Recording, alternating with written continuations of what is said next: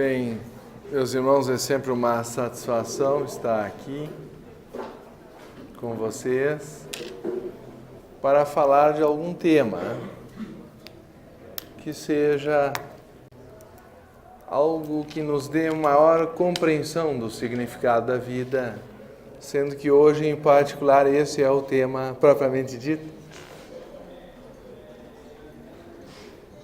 Como todos nós estamos vivos, eu suponho que seja óbvio que a vida está em nós. E se nós não compreendemos o significado da vida, isso quer dizer que nos falta autoconhecimento, que nós não sentimos a vida dentro de nós. Não é, portanto, necessariamente uma coisa abstrusa ou metafísica. Uma das coisas que é interessante observar o ritmo da respiração em meditação, nós vamos verificar que o corpo pede para viver. Ele respira novamente. Se uma pessoa quiser supostamente se suicidar, cessando de respirar, ela fracassará. O corpo pede para viver novamente.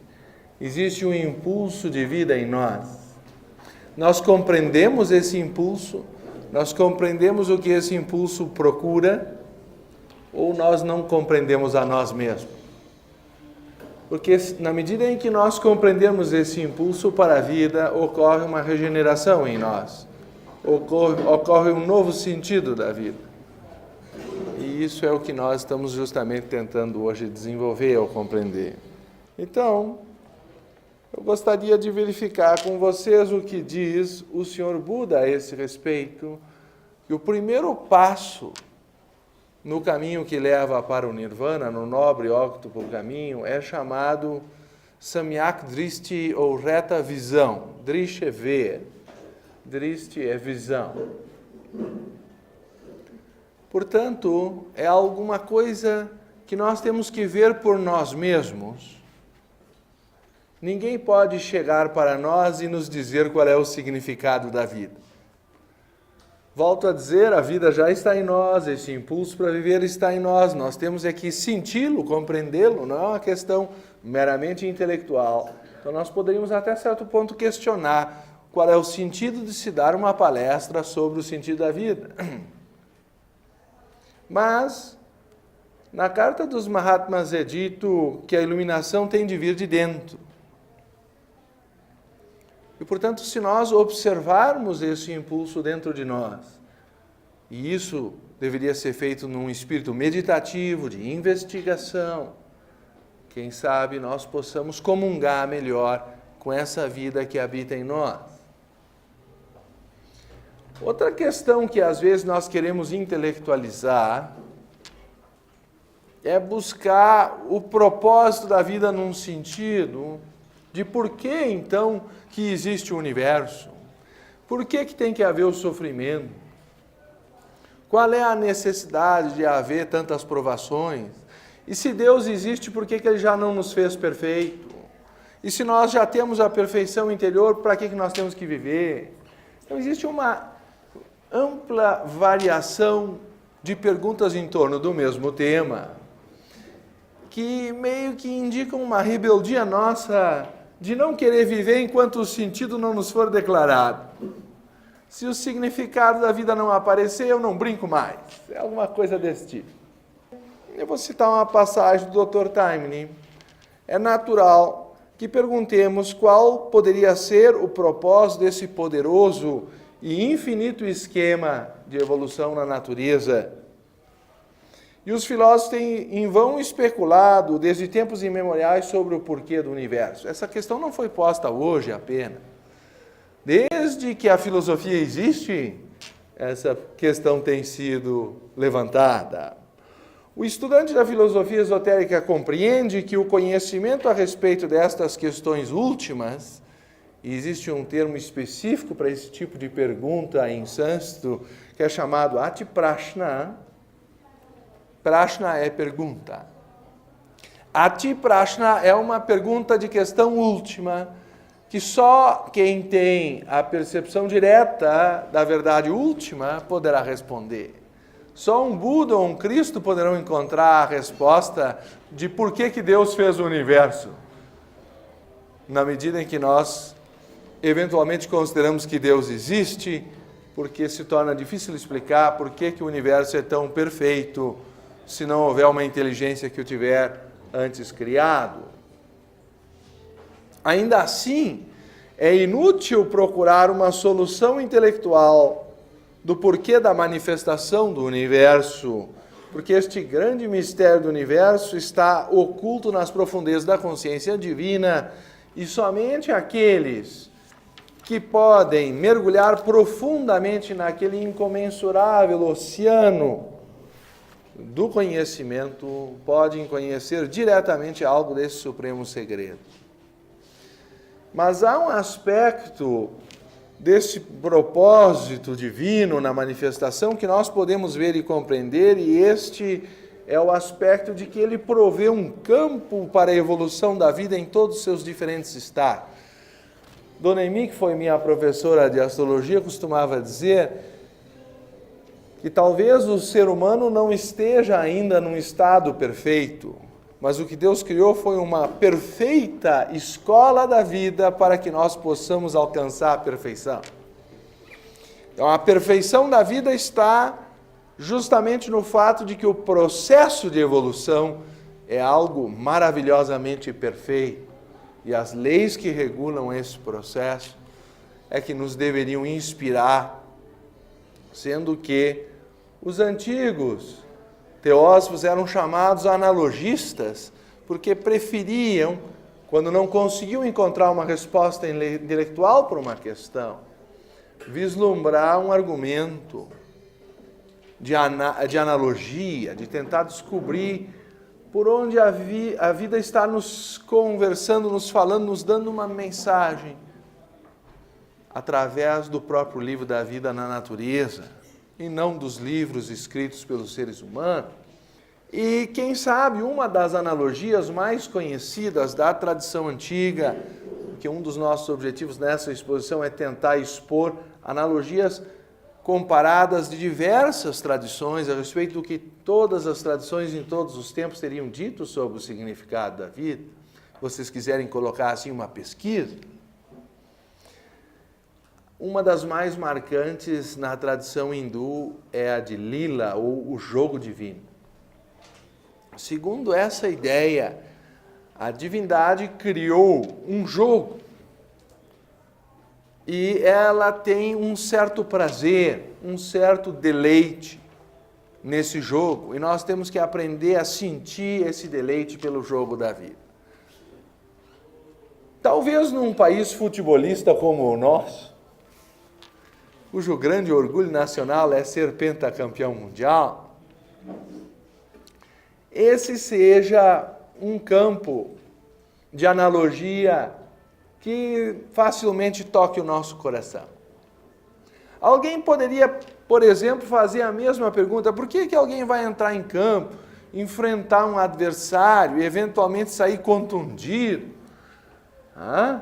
Fazer esforço de correr atrás da bola? Meu avô, que não era um personagem muito inclinado pelo futebol, dizia que o único problema do jogo de futebol é que havia 22 jogadores correndo atrás de uma única bola. Então, se pelo menos nós tivéssemos 22 bolas, o jogo já ficaria um pouco mais razoável, segundo a lógica do meu avô. Mas ele era alemão e não podia experimentar esse gosto que os brasileiros têm pelo futebol. De qualquer maneira, essa pergunta poderia ser feita: para que enfrentar toda essa dificuldade, botar fardamento, chuteira, se lesionar ou lesionar um colega ou um amigo, correr atrás de uma bola só, às vezes ainda ter que enfrentar a vaia da torcida, etc. e tal? Mas algum impulso há no jogo de futebol, no jogo em si, na beleza de jogar, que deve ter um elemento motivador profundo na natureza humana. Senão o futebol não teria a importância que tem na história da humanidade. Talvez seja algo que tenha mais importância que as próprias Olimpíadas. O público que comparece, com certeza, é muito maior. Então, o que há no jogo de futebol que nos encanta tanto?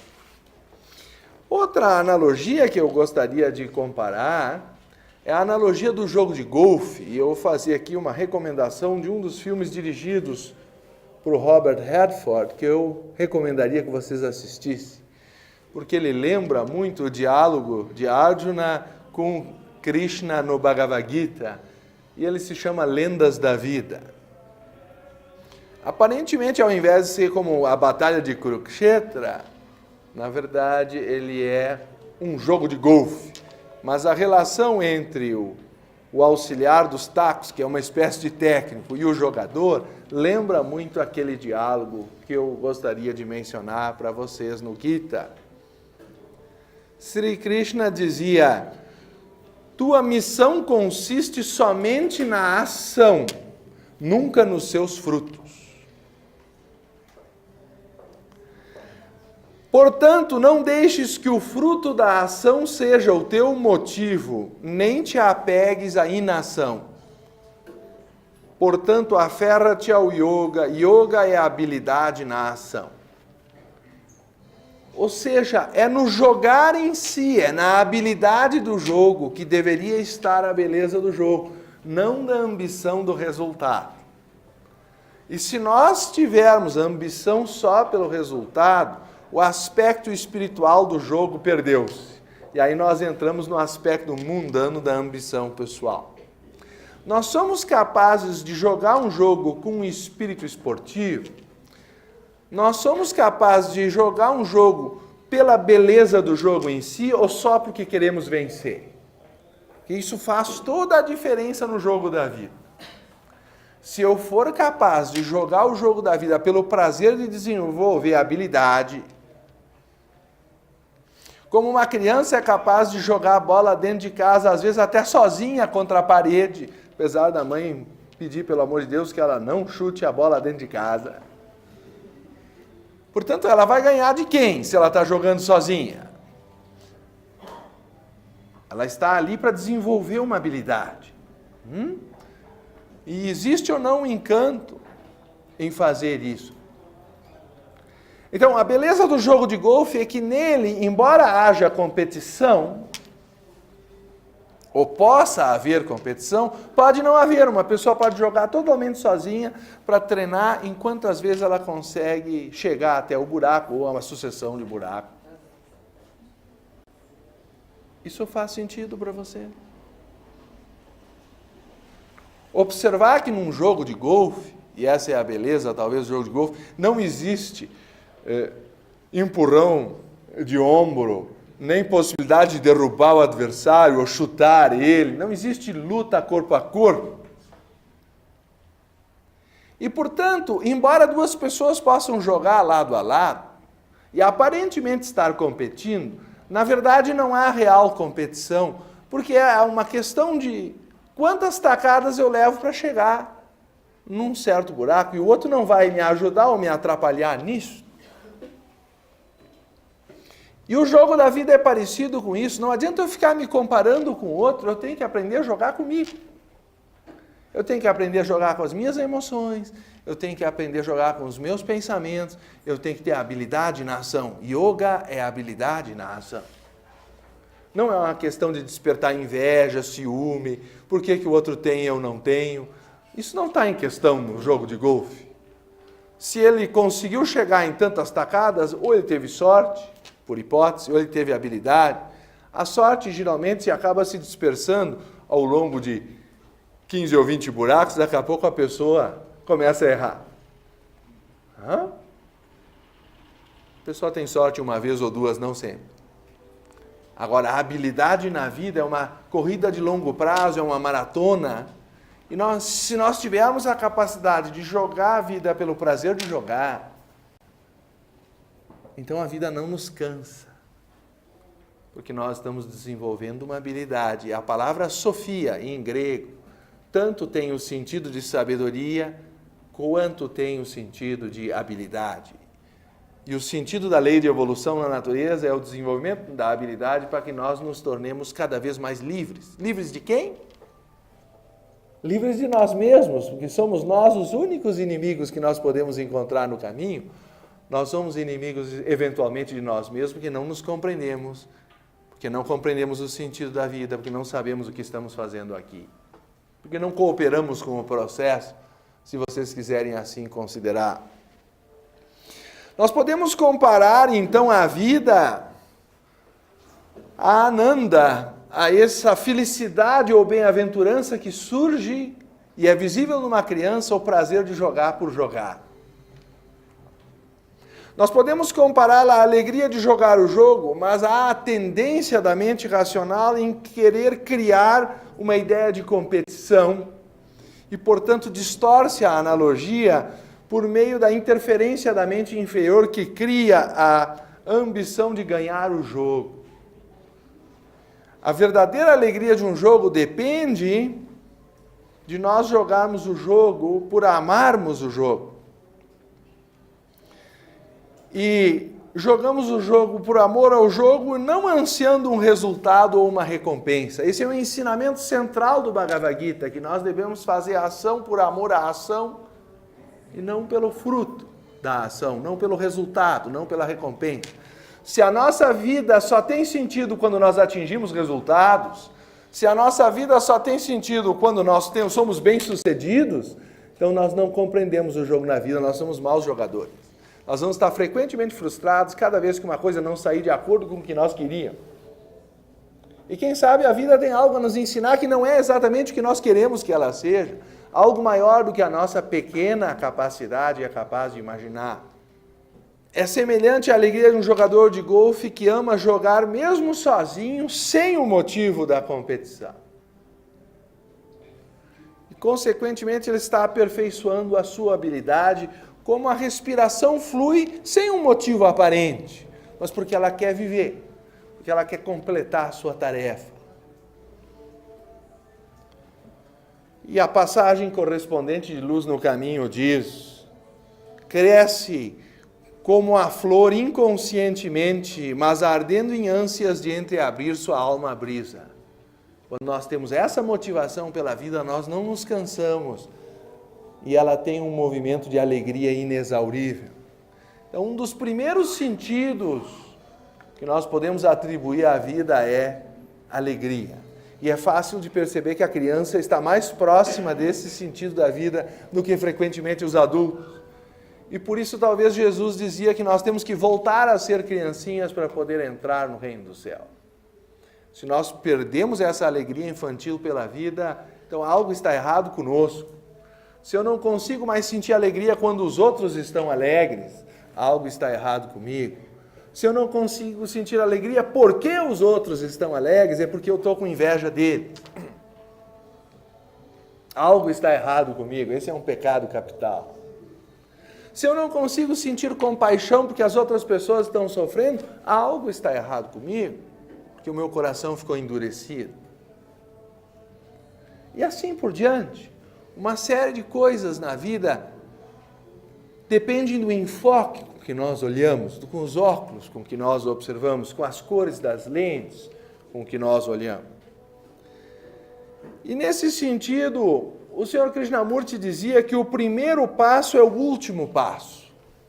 Não sei se isso faz sentido simples para a nossa compreensão, porque no sentido do tempo nós costumamos dizer o contrário, que o último passo nada tem a ver com o primeiro.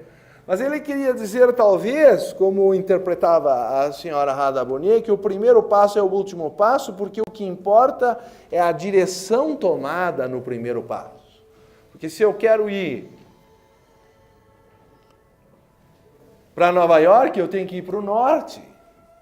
Alguém vai dizer, não, mas eu vou primeiro para a Terra do Fogo, na Argentina, aí depois eu dou a volta pelo polo e um dia eu chego em Nova York. Vou tomar o caminho mais longo, mais penoso, vou atravessar o polo. Tem gente que faz assim, tem gente que se boicota. Em vez de tomar o caminho que leva à felicidade, eles preferem o caminho do masoquismo. Eles preferem se fazer sofrer, se torturar, se violentar. Ou como o peru que dizem que morre de véspera.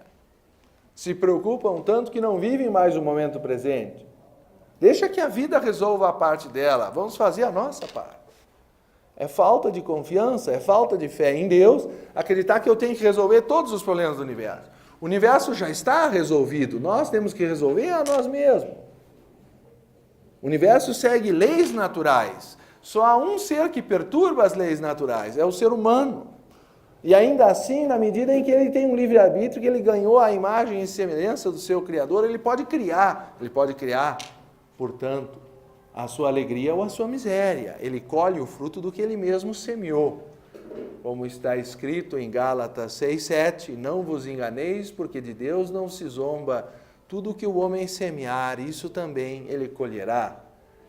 Por isso a sabedoria, dizia Salomão, é mais preciosa que os rubis e a ela nada se compara, porque se eu souber o que eu devo semear, eu vou sempre colher a felicidade. Se eu não souber semear, se eu semear um cactus e depois reclamar que está aparecendo espinho, a falta de sabedoria é minha. Eu não estou sabendo, não tenho habilidade para jogar o jogo da vida, eu crio meus próprios problemas. Então, Krishnamurti nos está alertando, como dizia também Giordano Bruno, que no primeiro botão da batina é que se decide a posição de todos os outros. E uma camisa tem lá 6, 7 botões, e então se eu errar um, a gente depois no sexto, sétimo vai notar que tem algo errado e corrige rápido. Mas vocês devem lembrar aquelas batinas antigas que tinham um botãozinho atrás do outro. Quando o cara chegava no último lá embaixo, devia ser um desespero. Então, será que nós estamos preocupados com o primeiro passo? Será que nós realmente estamos observando o que nós estamos fazendo com a nossa vida desde o princípio? Ou será que depois que os erros estão no desespero é que eu começo a parar para pensar no rumo da minha vida? Aí eu já nem vejo mais sentido e significado em coisa nenhuma porque já está tudo errado. Muitas vezes as pessoas procuram, por exemplo, o astrólogo, como é o meu caso, quando já está tudo numa confusão tão grande, tem que procurar outra pessoa para aconselhar.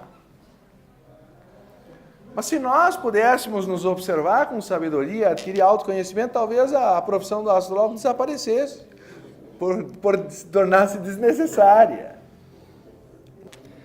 Ele também dizia que os meios determinam os fins. Então o Sr. Krishnamurti nos fazia lembrar que dependendo dos meios que eu uso, eu vou colher certas consequências kármicas que nunca me levarão ao fim que eu desejo alcançar. Por exemplo, se eu quiser conquistar a felicidade através da ambição, atropelando todo mundo para chegar ao dinheiro que eu acho que vai resolver os problemas, eu vou causar tantas inimizades e tantas tensões no meu próprio coração que talvez quando eu tiver o dinheiro na mão eu não saiba mais o que fazer com ele.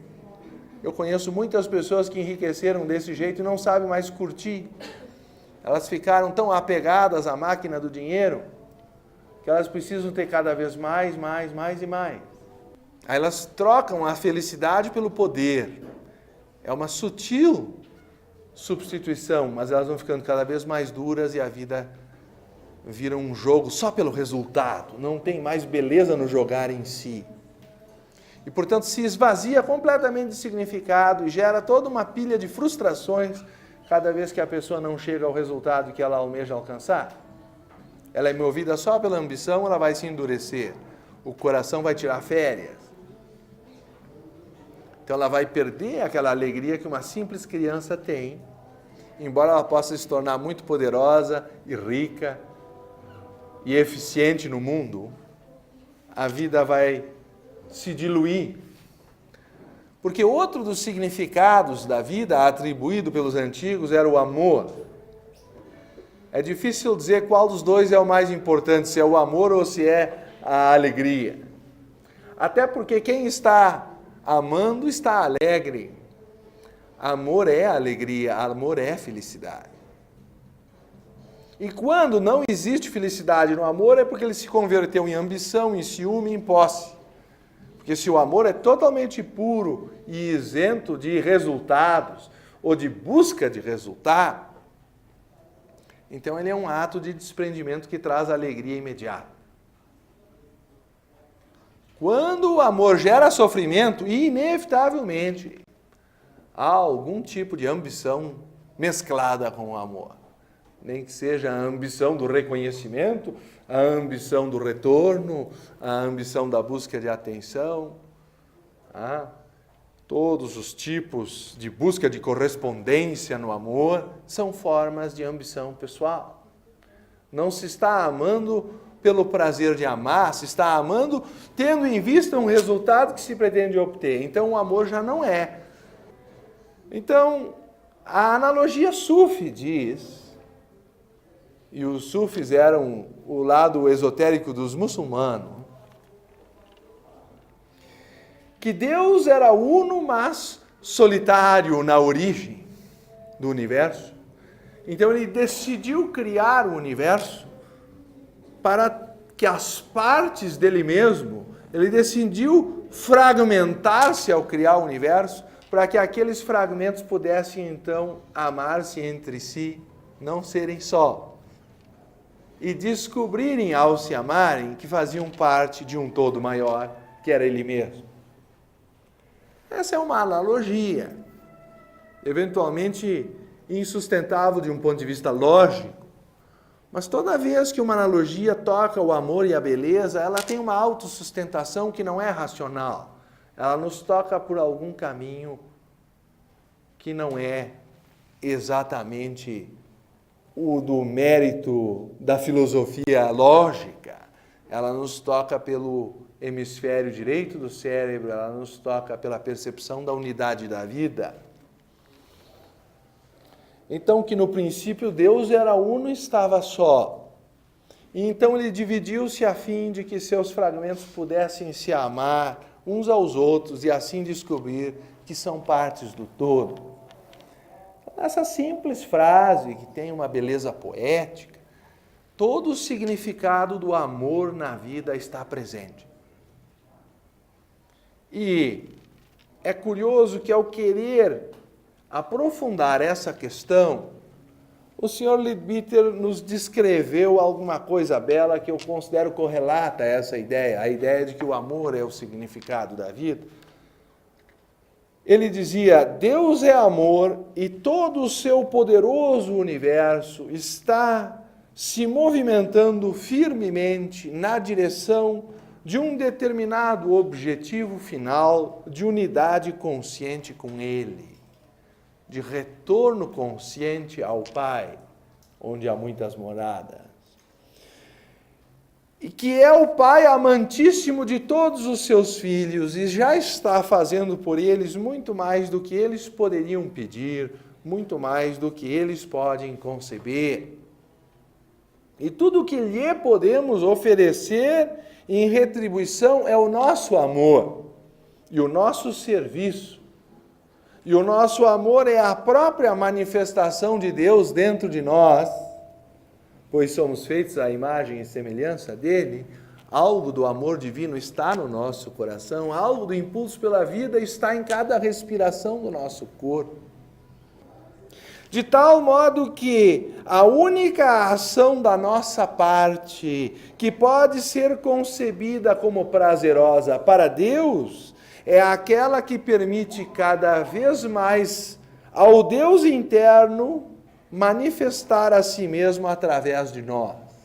Quando nós manifestamos nossa própria divindade ao amar e ao servir ao próximo.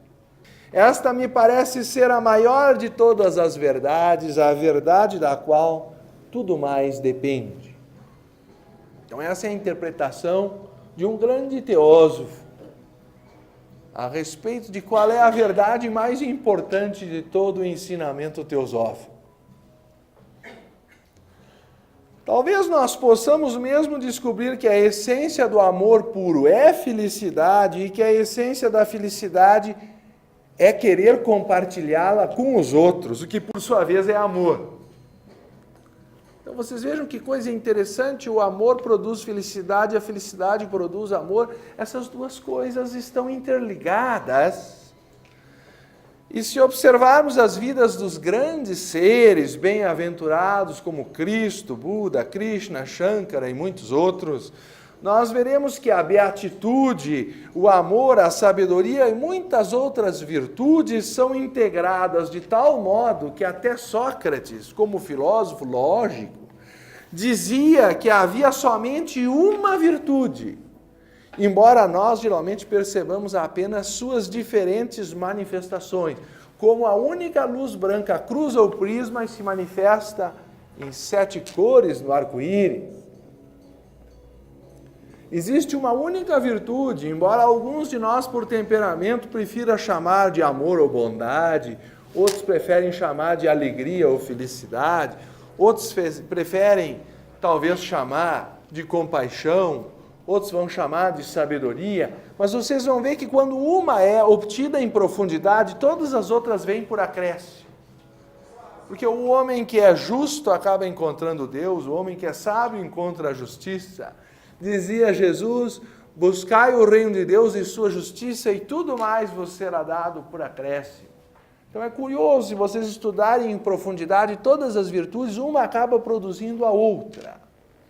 Por isso, Sócrates preferia dizer que há somente uma virtude. Se nós a encontrarmos, tudo mais virá por acréscimo. Eu posso dizer assim que o significado da vida é felicidade, ou eu posso dizer que o significado da vida é amor, ou que o significado da vida é aprender a sabedoria, ou é a justiça. Se eu pegar os 12 signos do zodíaco, cada um deles representa uma das virtudes. Se eu chegar ao fundo dela, eu encontro o Cristo no meu coração, como está na Santa Ceia de Davi. Ele é o ponto para onde convergem todas as virtudes. Dessa forma, poderíamos chegar à conclusão de que o próprio sentido da vida é algo que integra todos os diferentes significados que nós fôssemos capazes de encontrar, como a luz branca integra todas as cores do espectro. Então, não é que a vida tenha um sentido ou um significado dentre os que nós citamos, senão que ela tem um único sentido, justamente no sentido de que todos os significados convergem nesse único sentido. E quem sabe esse único sentido é a própria essência da unidade, é a própria divindade que está por detrás de toda a vida e faz o nosso coração bater, faz a nossa respiração se movimentar de momento a momento, sem que nós compreendamos que essa vida habita em nós. E esse é o sentido aqui da nossa reflexão. Nossa dificuldade, por outro lado, é que se a mente não for pura, ela separará e distorcerá as coisas e as suas proporções. De tal maneira que os seres humanos, às vezes, não conseguem ver absolutamente nenhum significado na vida. Porém, mesmo no sofrimento e na proporção, e na provação, me corrijo, há uma proporção. O povo diz, não é, e é citado na Bíblia, que Deus é fiel e não permitirá que sejais tentados acima das vossas forças, mas com a tentação Ele vos dará os meios de sair dela e a força para a suportar. O povo diz de uma maneira mais simples que Deus dá o frio conforme o cobertor. Quem estudar a lei do karma vai ver que nas proporções do prarabdha karma, chamado karma maduro, e o sanchita karma, que é o karma acumulado, há justamente uma ideia de proporcionalidade do que fica para essa encarnação e do que vai ficar para as outras. E existe ainda o kriyamana karma que nós estamos gerando agora, o karma em formação, que pode ainda minimizar o outro se nós apenas tivermos sabedoria. Mas alguns conseguem ainda aumentar, porque a cada dia eles cometem mais erros, porque vão atrás das suas ambições e do seu egoísmo e não se preocupam em levar uma vida harmoniosa com o todo. Então eles aumentam os seus problemas ao invés de resolvê-los. Será que nós levamos uma vida harmoniosa? Será que nós temos o amor que se expressa como cuidado de não causar dano a nenhum ser vivo? Será que nós temos a preocupação de evitar produzir sofrimento aos outros? Porque senão, lamento informar, talvez nós tenhamos que colher o fruto do sofrimento que nós estamos gerando. Por isso a sabedoria é tão importante, e por isso ela se expressa como amor, e o amor se expressa como sabedoria, como justiça, como equilíbrio. O Sr. Leadbeater ainda acrescenta: quando um homem é completamente permeado pela absoluta certeza do amor eterno e da justiça absoluta, ele descobrirá a partir daí, como um fato básico, que todos os outros fatos na natureza gradualmente vão se alinhando e ocupando os seus próprios lugares. Algum tipo de problema advém a cada ser humano, e por causa disso o homem é às vezes tentado a crer que algo está errado, que deve haver uma falha em algum lugar ou de algum modo na operação do esquema divino. Os cristãos em geral atribuem esse problema ao diabo, mas esquecem que ao fazer isso, eles estão dizendo que Deus criou um universo que não passa pelo tal do teste de ISO 9000, porque produziu um tal de diabo que saiu com defeito de fábrica. E nós vamos reclamar, o PROCON cósmico vai incidir em reclamar a Deus. Por que ele criou o diabo? Ora, põe! Mas se não houver adversário, tem graça o jogo. Nós ganhamos o tetra no pênalti e já houve um certo desencanto. Se tivéssemos ganhado por WO, por não comparecimento do adversário, acho que o pessoal nem ia fazer festa. Então, eu gostaria que nós pensássemos no sentido de que as dificuldades que existem na vida existem para desenvolver as nossas habilidades. O adversário no judô não é o nosso inimigo, é aquele com o qual nós estamos treinando e aprendendo a lutar. Antes nós temos que usar a força do adversário contra ele. E aí nós o derrubaremos com o mínimo de esforço próprio. Isso é a essência do judô. E o judô da vida é não entender que a vida está contra nós, mas que está querendo nos ensinar alguma coisa. Antes nós deveríamos perguntar se nós estamos aprendendo o que a vida quer nos ensinar. A teosofia, diz o Sr. Leadbeater, salva seus estudantes desse erro ao tornar-lhes absolutamente claro que nenhum sofrimento imerecido pode chegar a nenhum homem. Qualquer problema que nós possamos encontrar é simplesmente da natureza de uma dívida na qual incorremos, e uma vez que temos de pagá-la, quanto antes a resgatarmos, melhor. Nem é isso tudo, pois cada problema é uma oportunidade de desenvolvimento, e se nós o suportamos paciente e bravamente, não permitindo que ele nos subjugue, mas enfrentando-o e fazendo com ele o melhor possível, por meio disso desenvolvemos dentro de nós as valiosas qualidades da coragem, da perseverança, da determinação, e assim, a partir do resultado de nossos erros do passado remoto, nós produzimos o bem ao invés do mal. Nós crescemos com a dificuldade. Certamente devíamos nós, que estamos tentando adquirir algum conhecimento definido da ordem cósmica, já ter compreendido que a visão otimista de todas as coisas é sempre a que está mais próxima da visão divina. Então, é muito importante, quero crer, observar, como diz também a doutora Nibeza, na doutrina do coração, que o exterior sempre revela o interior ao olho que vê. E as pessoas e os lugares são, portanto, sempre interessantes. Elas estão sempre nos ensinando alguma coisa. Eu não preciso cometer um erro, eu posso aprender com o erro dos outros. Uma pessoa que tem que cometer o erro para aprender é pouco sábia, é tola. Se nós estamos vendo os erros dos outros e as consequências que isso produz nas suas vidas, nós não precisamos seguir o mau exemplo. Nós podemos tomar consciência de que aquele caminho causa dor. Eu não preciso cometer todas as asneiras da existência possíveis e imagináveis para me tornar um sábio. Eu posso observar o erro dos outros e aprender a não cometer o mesmo erro. Novamente, o mundo externo não é algo desprezível como alguém poderia imaginar durante a primeira intensidade e agudeza do seu desapego, ou vairagya. ou a aversão por aparências, pois se assim fosse, toda a criação seria um desperdício de energia, tolo e sem propósito.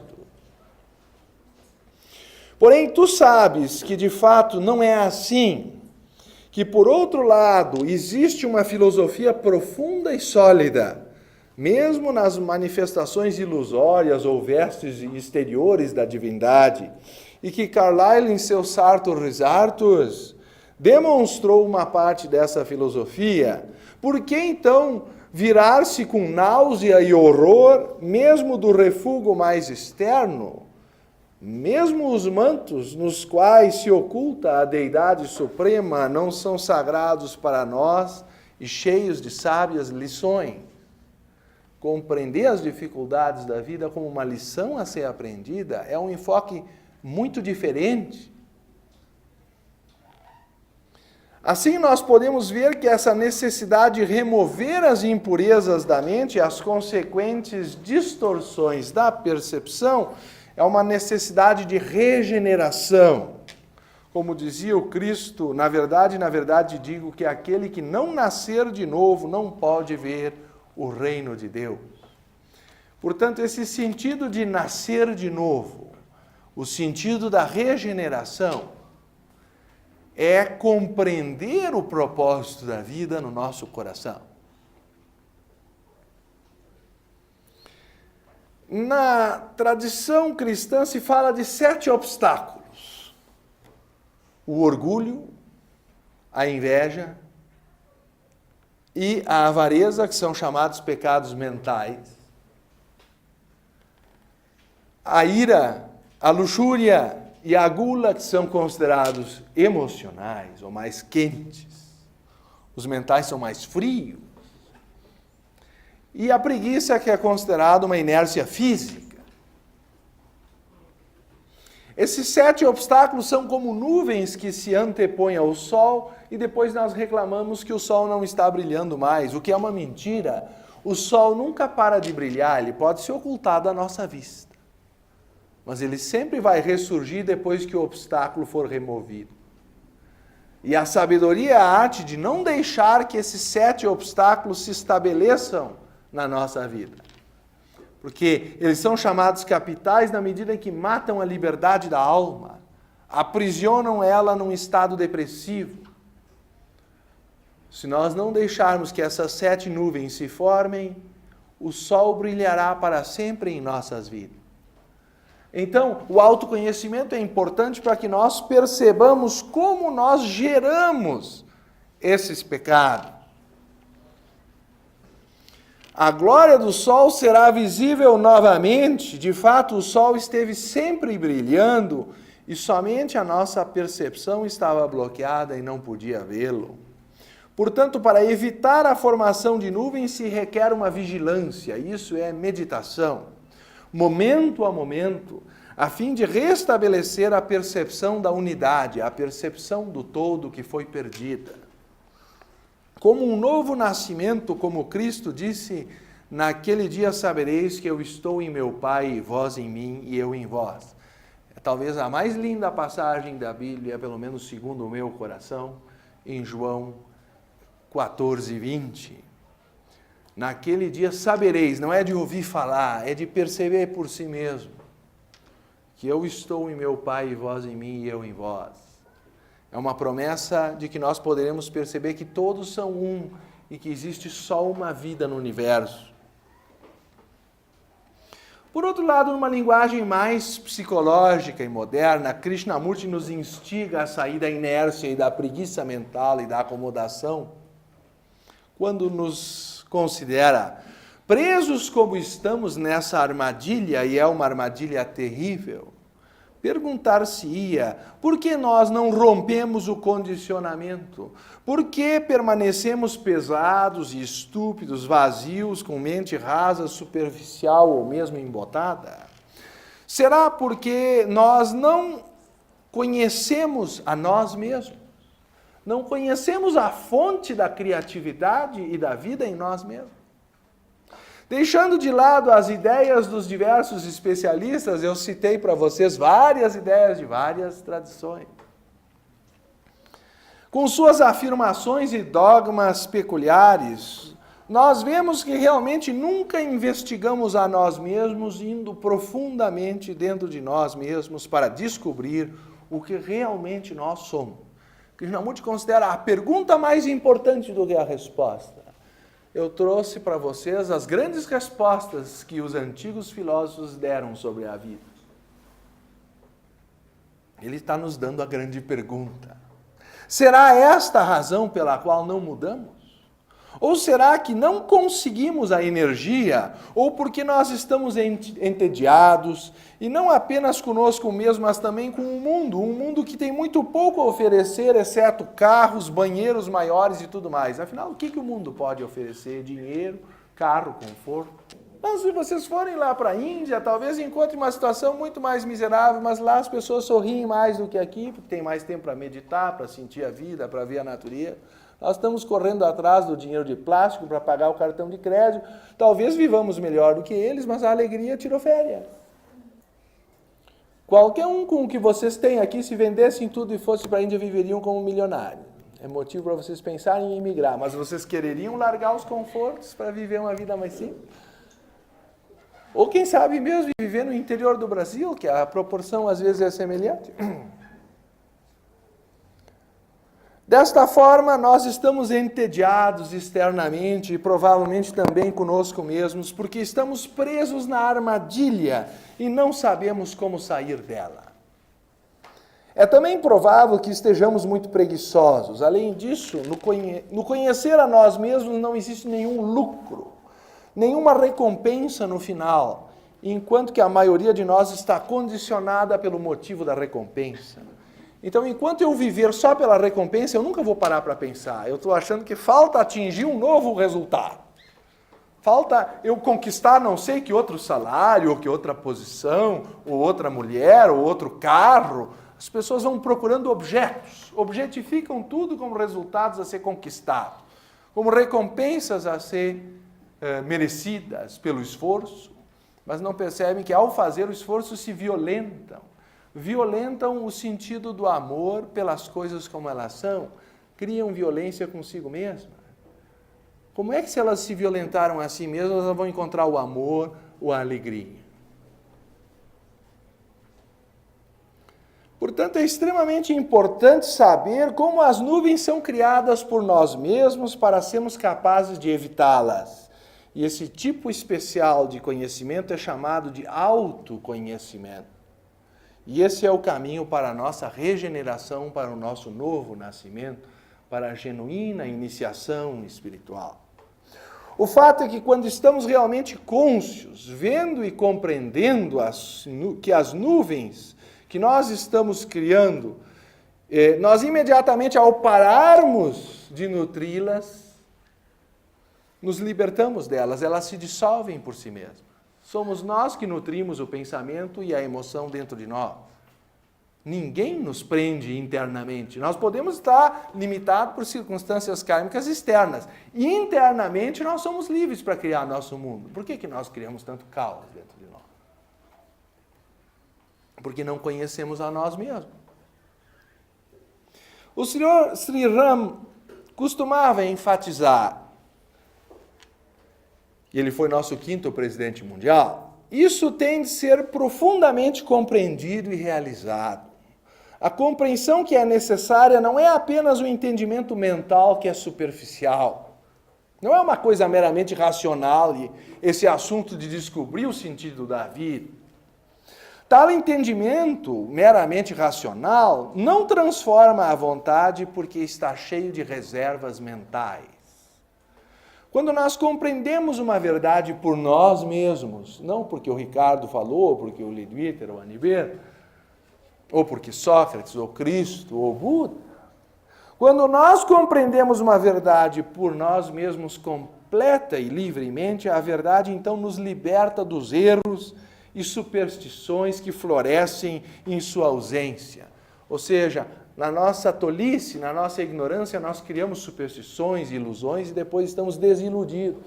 Será possível uma pessoa sentir-se desiludida se ela não se iludiu antes? Então, toda pessoa desencantada, desiludida, não compreendeu a si mesma e criou ilusões para si própria. Ela está dando um atestado de falta de autoconhecimento. Nós não estamos, nenhum de nós, tão livres quanto imaginamos estar. Nós pensamos estar livres enquanto temos um tipo de liberdade externa, superficial. Porém, a partir de um ponto de vista interno, nós só temos liberdade para perder a liberdade, o que fazemos prontamente. Na verdade, a única liberdade que nós temos é de fugir daquilo que Deus quer que nós façamos. E ao fazer isso, nós criamos problemas para nós mesmos. Mas nós temos essa liberdade e prontamente costumamos fazer uso dela e criar problemas para nós mesmos.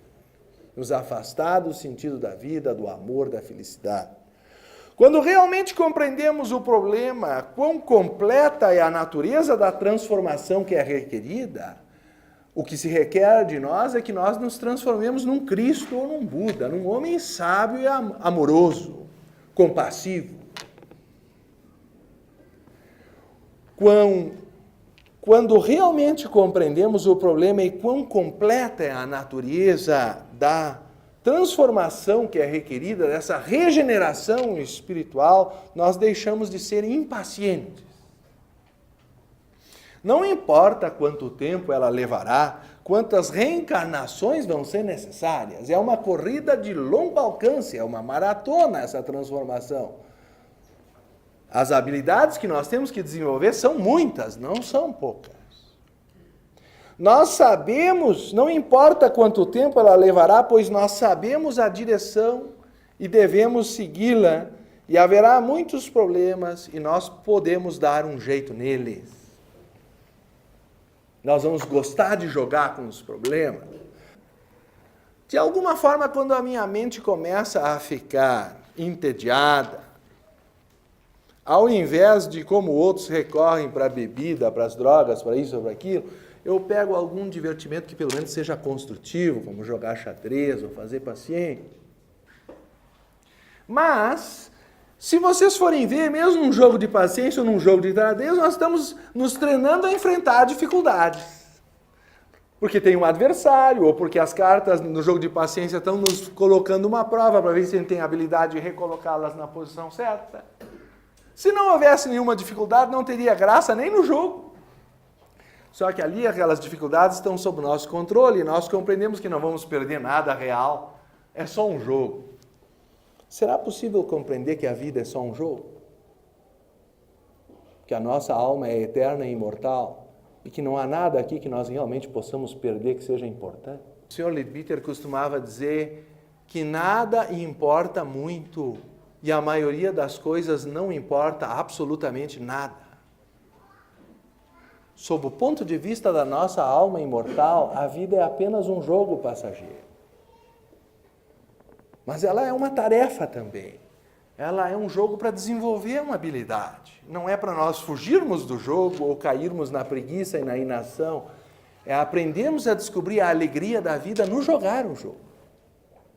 Mas nada poderá realmente nos afligir profundamente, porque tudo aqui é passageiro, como dizia um outro amigo meu, com exceção do cobrador e do motorista. Eu diria que o cobrador é o karma e o motorista é Deus. O resto é passageiro. Certo? Esse é o ônibus da vida.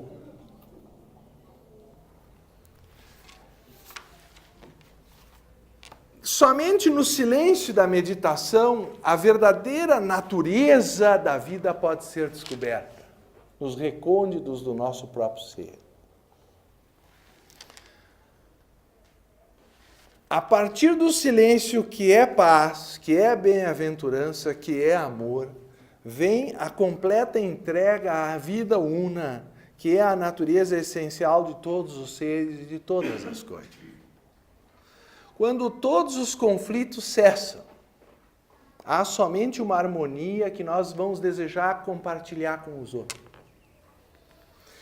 Pois a nossa dificuldade geral em encontrar o significado da vida é que nós estamos em conflito com a vida.